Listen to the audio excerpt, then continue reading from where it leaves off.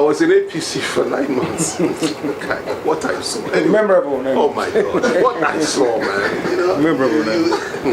And because I was fighting Jonathan, because Jonathan was giving too much to the Northerners, and he was very unfair to the Yorubas, and you know the story. And I told them, I said, look, so when I went to APC, Buhari now, I met Buhari through El Rufai. We interacted 3-4 times. We'll go and meet him. He had a house somewhere else, not here. He lives just around the corner from here now. But he had a house elsewhere. We went there. So, but as time went by, he now started sending for me. So I went there with Nasser. Then one day, they called and said he wanted to see me. So I said, okay, I'll go. I met him at the transfer. When I got there, he said we should go inside the bedroom.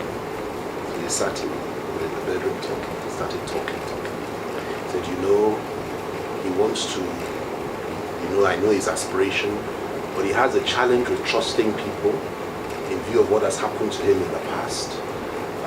But that he just wants me to know that he would want me to work closely with him if he manages to win the nomination for his party, and that, he likes me, I'm courageous. The Obasanjo said a lot to him about me, that once I'm on board, I will fight all the way, and he loves that. Anyway, to cut a long story short, let me tell you why I'm telling you this story. We started talking about the history and about the Igbos. You know what this man said to me? He said, they killed our leaders in the middle of the night, and we can never forget it. It's a cultural problem. You can't trust them. When he was talking about trust, that's where it came up. I said, sir, they killed not just northern leaders.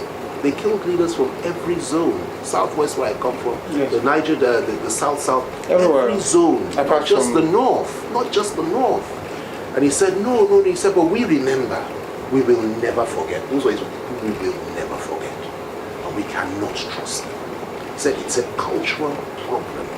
When he said this, it's sunk in. I had never seen that level of racism in any. I've interacted with quite a few leaders. I've never seen that. This was deep-seated hatred for a whole nation of people. And I left that room thinking to myself, these people have to be stopped.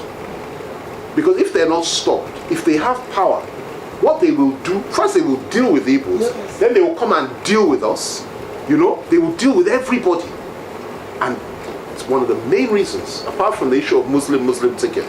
That's what I said, no. Not only will I leave them, I will also expose them and fight them. You understand there are some basic, fundamental, core issues that you must never compromise on. It's not about giving Nnamdi Kanu a position of SGF or position of vice president or something like that. Because if you do that, it will serve his term, then we'll be back to square one. Square zero, man. Absolutely.